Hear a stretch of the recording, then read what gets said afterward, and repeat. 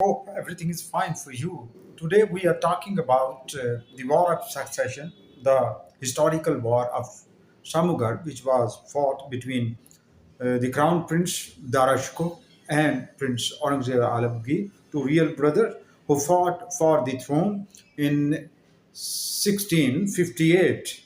And in this fateful war, one of them lost their lives. Not only one of them, even two of the three brothers lost their lives, and one contender remained alive to rule over the subcontinent for more than 50 years. That is Aurangzeb Alamgir.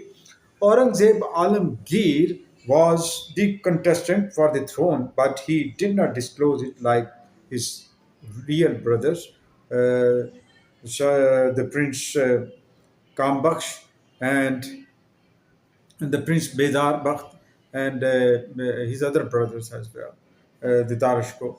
Darashko had been announced and supported by his father, the alien father Shah Jahan, who had appointed him as the crown prince. And the Aurangzeb, in fact, the Prince Aurangzeb did not like this at all.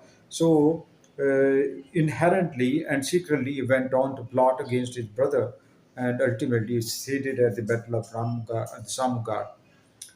In this, before this battle, there was a battle of Dharmat in which Bedar Bakht, the brother, defeated the armies of Darashko, and he also sided with Aurangzeb Alamgir.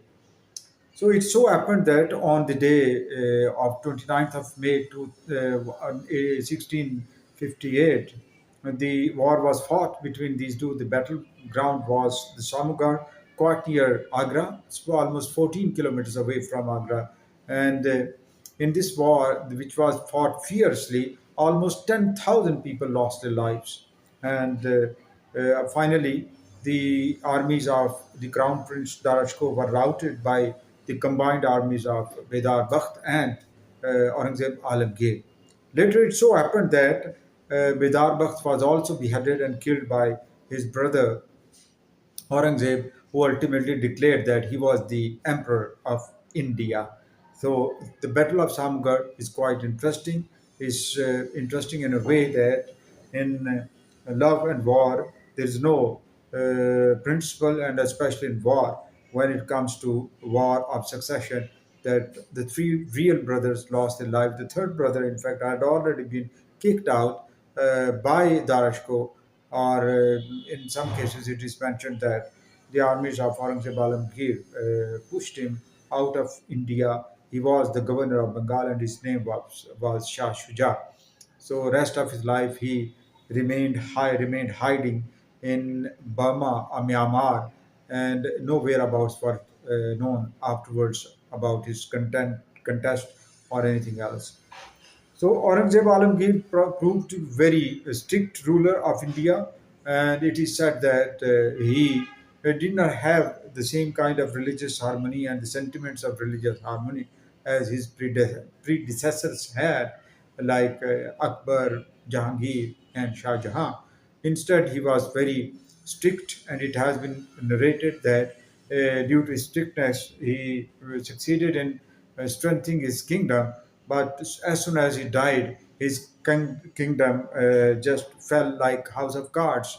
And afterwards, after within few years, it was now evident that the Mughals were no more rulers of the subcontinent. Their place has been taken by Sikhs in Punjab, Marathas in central India and most of other parts of India, and East India Company of the British had been advancing quite fast to to dislodge the Mughals of their belongings and dominions, and this happened so ultimately. Thanks for watching. I hope that it finds you in good interest, and please give me feedback if you find that I must continue to work on historical content, especially the content related to the history of subcontinent. Thank you for watching.